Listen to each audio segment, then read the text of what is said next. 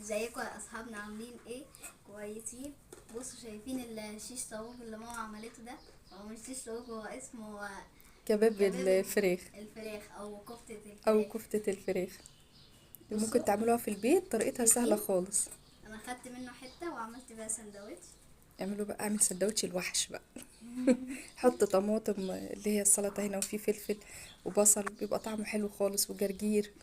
وقولوا بسم الله الرحمن الرحيم، ودوقوا يلا، وقولوا اصحابكم طعمه حلو ولا لا، عشان يجربوه ويعملوه هما التانيين في البيت. صح يا بيبا؟ مش خطواته سهلة؟ سهلة قوي. سهلة جدا. عبارة عن ايه؟ لا الشيف حبيبة هتقول لكم. عبارة عن نسيت.